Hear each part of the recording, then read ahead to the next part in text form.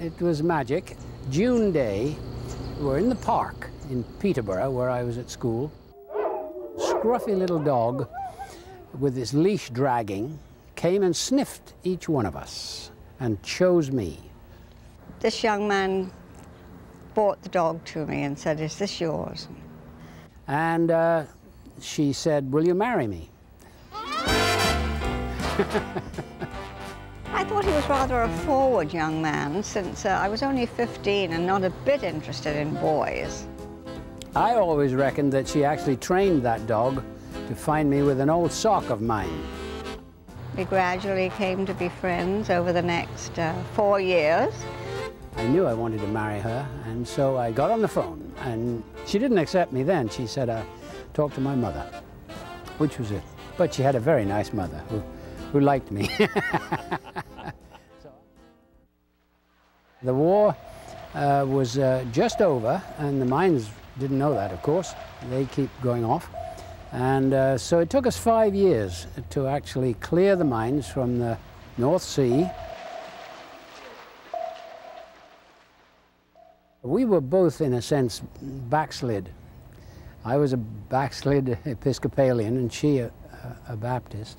And one evening she said, "Look, there's this little Methodist church down the road, has an evening service. Why don't we go?" And it was out of the blue, and it was Renee's idea, and so we went, and we found ourselves at the communion rail after the sermon, and it changed our lives. We were just surrounded by love, both the love of the people there, but also we felt by this love of God.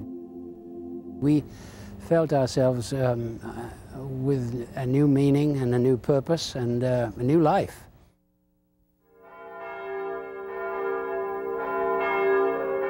Magnetic Springs, Ohio. The charm of that was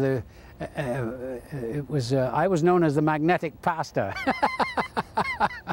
But it was purely, the geographical. It wasn't anything to do with my appeal or my charisma. It had strictly to do with where we lived. I loved being part of families, of being able to baptize a child, marry a couple, and be part of their lives and help. And then baptize a child maybe, and in due course, with many dear friends, be with them on the final journey. It's such a meaningful life to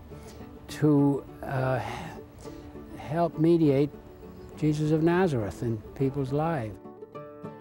Some bright morning when this life is over. When it was suggested that we go to Shreveport, Louisiana, I really had no idea. I thought Kentucky was south. Now, with 5 children, it was rather difficult. We were going into a different culture. How would the people like us? How would the people accept us? It entered my mind first that Don Webb would make a great president of Centenary College. Centenary was in some difficulties financially. The challenge here was to be instrumental in helping to change the history of a fine institution, and with a lot of help, we did it. They were talking about how to shut down Centenary.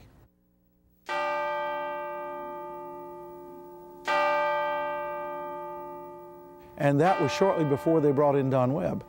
And Don turned the school around. He also has an ability to ask people for money. He does. Don knows how to ask and how to get, because they know he's not asking for himself, but asking for a cause. This is what human being is meant to be. This is what life can be. And he's a man with a commanding presence. There's a service on at the local Methodist church. Come with me. I do believe the man could read the phone book or the dictionary and make it sound like poetry. He just has that great gift. a writer, a speaker, a preacher, a college president. For 1 year in 1989, he was the senior minister of First Methodist Church.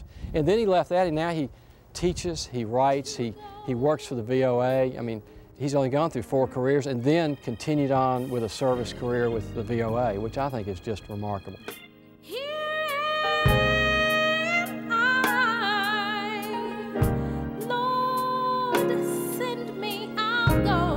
Just for his wonderful work that he's done for the Lighthouse, we've named our programs in honor of him. So when you come to the Lighthouse, you'll walk into the Webb Academy. Excellence, okay? You read the word excellence, you say, what does that mean? So you look up. He's a true servant. I've heard him say more than one time that if Jesus of Nazareth was to come down into the parking lot of First United Methodist, he feels that, Jesus will come over to the Lighthouse. It means when you're speaking the truth, or when this is my passion these days, is helping youngsters at the Lighthouse become aware of God and want to serve Him. So what you're going to aim for in life is excellence, right? You want to be the best you can. I think we were put on earth to help each other, and compassionately, and the Lighthouse is all about that, so I find myself very much at home there. What would you rather do? Shake hands? Okay. And you'd like, give me a hug.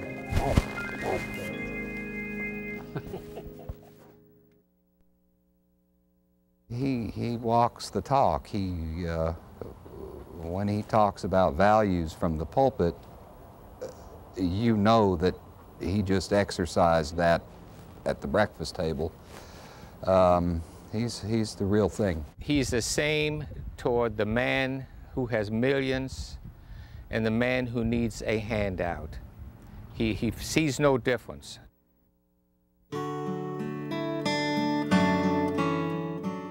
Love, compassion, genuine. He's just an awesome man. All these groupies, these Donald Webb groupies, would run up to us in a restaurant or somewhere and say, "Oh, your dad's great. You know, oh, Dr. Webb, you're the greatest." But you know, now that I look back on it, I know why they did that. They've certainly been touched by you, and I think I've obviously been touched by you, and you make me proud. And one day, you know, I hope that I can take everything that I've learned and make you proud. If I had troubles in my life that I needed to go to someone for counsel, I know it could be Don Webb. For confidence, for good advice, and just a great man. I don't know how lucky I've been, you know, whether it is luck or what it is, God, destiny, but I've met such a lot of loving people, and it started with my mom and dad and my sister, you know, and then I was lucky to meet Renee and to have these kids and friends. I mean, Shreveport, this is the reason we stayed in Shreveport. You know, when I retired, it's full of loving people. I wouldn't leave this place. I want to die here. Not soon, not yet, but here, this is home. I still love him. That's it. You know, I'm glad we shared all these years together. And absolutely wonderful. And as he says, yes, but this is the best year yet. But then as I remind him, you say that every year. I'm writing my biography, and it will be called The Best Year Yet. And that's a sort of little joke that Renee and I shared. At our wedding, at our 50th wedding anniversary, I said to her, you know, this is the best year yet. And she said, yes, but you always say that. I probably do. This is certainly the best year yet, no question. This one is.